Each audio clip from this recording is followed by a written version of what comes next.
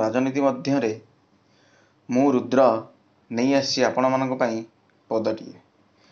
कवितार शीर्षक है भ्रष्ट जनता।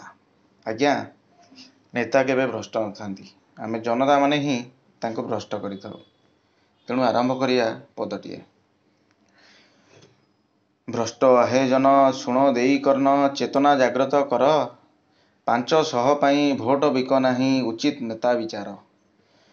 दरकार बेले देखा दियंतिनी भोट बेले माळ माळ। पैसा देखाई हाथ गोड़ धरी हुअंती केते भी कळ।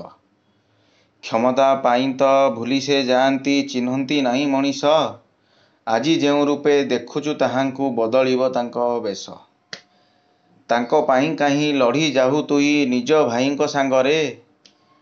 काली डाकुथिलु भाई भाई बोली आजी थुकी दउचु मुहरे। तो कथारे सीए सहमत नहीं षड़यंत्रे काहीं छंदु। जिए तो कथारे एकमत नुहे शयन जाग्रत क्षति तार काहीं मंदु।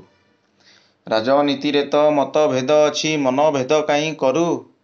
गाड़ खोलू काहीं मिठा कथा कही पट पछ पटु छुरी मारू। तमे इटा आण निज घर पाई तांको पाई बाट छाड़। तांको इटा गाड़ी अधा बाटे रखी तांकु पथर काहींकी मार।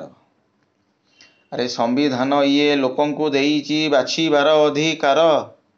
निर्वाचन परे देखी नबु कही देखाउछु काहीं डर। गोड़ाणिया होई गोड़ाई चालीच भ्रष्ट नेतांको पछरे। हरई दउच निज स्वाभिमान निज छुआंको आगरे।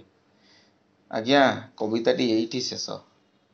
एइटा मोर अंतिम प्रयास ओडिशार भ्रष्ट जनता मानकु सुधारिबा पाई। निज पाई भोट करंतु, निज आग पीढ़ी पाई भोट करंतु, निज छुआ मानक पाई भोट करंतु। आज्ञा केबे निजर स्वार्थ पाई भोट करंतु नहीं, निजर 500 टंका पाई भोट करंतु नहीं। देखिबे ओडिशा निश्चित बदलिबो। ओडिशार प्रगति निश्चित बदलिबो। ओडिशार स्थिति निश्चित बदलिबो।